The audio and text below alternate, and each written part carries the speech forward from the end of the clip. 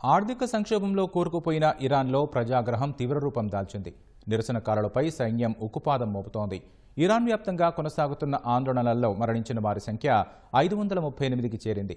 తమ దేశాన్ని అస్థిరపరిచేందుకు Israel, America కుట్ర పన్నుతున్నాయని ఇరాన్ అధ్యక్షుడు పెజెష్కియాన్ ఆరోపించారు. ఆందోళనకారులను ఉగ్రవాదులతో పోల్చారు. ఈ పరిణామాల నేపథ్యంలో ఇరాన్పై సైనిక చర్య అవకాశాలను అమెరికా తీవ్రంగా పరిగణిస్తోందన్న ప్రచారం పశ్చిమాసియా వ్యాప్తంగా ప్రకంపనలు సృష్టిస్తోంది. నిరసనలతో ఇరాన్ అట్టుడుకుతోంది. ఆందోళనకారుల్ని సైన్యం తీవ్రస్థాయిలో అణచివేస్తుండటంతో ఇరాన్ వీధులు నెత్తురోడుతున్నాయి.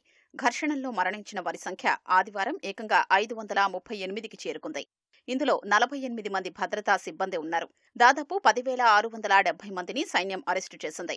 మరోవైపు ఇరాన్పై సైనిక చర్య అవకాశాల్ని అమెరికా తీవ్రంగా పరిగణిస్తోందన్న వార్తలు పశ్చిమాసియా వ్యాప్తంగా ప్రకంపనలు సృష్టిస్తున్నాయి. యుద్ధ మేఘాలు అలుముకుంటున్న సంకేతాలిస్తున్నాయి. ఈ ఆందోళనలకు సంబంధించి ఇరాన్, అమెరికా మధ్య మాటల తూటాలు పేలుతున్నాయి. ఆందోళనకారులకు ఏవైనా జరిగితే తాము రంగంలోకి దిగుతామని హెచ్చరిస్తున్న అమెరికా అధ్యక్షుడు డొనాల్డ్ ట్రంప్ సైనిక చర్య దిశగా సన్నాహాలు చేస్తున్నారని అంతర్జాతీయ మీడియాలో కథనాలు వెలువడుతున్నాయి. అందుకోసం సైనికాధికారులు ఇప్పటికే ట్రంప్తో చర్చించారని సమాచారం. ఇరాన్పై చర్య విషయంలో వివిధ ప్రతిపాదనలు ట్రంప్ ముందున్నాయని అధికారులు చెప్తున్నారు. ఇందులో అమెరికా నేరుగా జోక్యం చేసుకోకుండా పరోక్షంగా రంగంలోకి దిగేందుకు వీలైన సూచనలు ఉన్నాయి.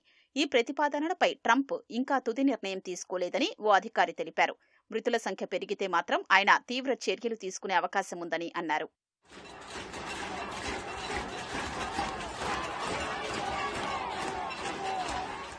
ఇరాన్లో భారీ నిరసనల నేపథ్యంలో ఆందోళనకారుల్ని ఆ దేశ అధ్యక్షుడు మసూద్ పెజెష్కియాన్ ఉగ్రవాదులతో పోల్చారు. ఈ మూకలు సమాజాన్ని నాశనం చేస్తున్నాయని విమర్శించారు. అదే సమయంలో ప్రజల్లో నెలకొన్న ఆందోళనల్ని పరిష్కరించడానికి ప్రభుత్వం సిద్ధంగా ఉందని పేర్కొన్నారు.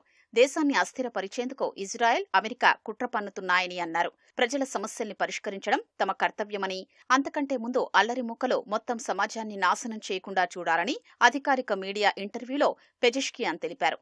మరోవైపు ఇరాన్ ప్రజలు స్వేచ్ఛ కోసం పరితపిస్తున్నారని, వారికి అండగా ఉంటామని ట్రంప్ తన సొంత సామాజిక మాధ్యమం ట్రూత్ సోషల్లో పేర్కొన్నారు. అమెరికా విదేశాంగ శాఖ కూడా కీలక ప్రకటన విడుదల చేసింది. ట్రంప్తో ఆటలాడకండి అని హెచ్చరించింది. ట్రంప్ చెప్పారంటే ఏదో ఒకటి చేస్తారని ఇరాన్కు హెచ్చరికలు జారీ చేసింది. ట్రంప్ ప్రకటనపై ఇరాన్ పార్లమెంటు తీవ్ర ఆగ్రహం వ్యక్తం చేసింది. అమెరికా తమపై దాడి చేస్తే తాము ఇజ్రాయెల్ను లక్ష్యంగా చేసుకుంటామని హెచ్చరించింది. ఇరాన్ హెచ్చరికల నేపథ్యంలో ఇజ్రాయెల్ అప్రమత్తమైంది. అమెరికా విదేశాంగ మంత్రి మార్కో రూబియో ఇజ్రాయెల్ ప్రధాని నెతన్యాహుతో సంభాషించారు. ఇరాన్లో ప్రజా ఆందోళనలు, సిరియా, గాజాలో పరిస్థితులపై చర్చించినట్లు తెలుస్తోంది.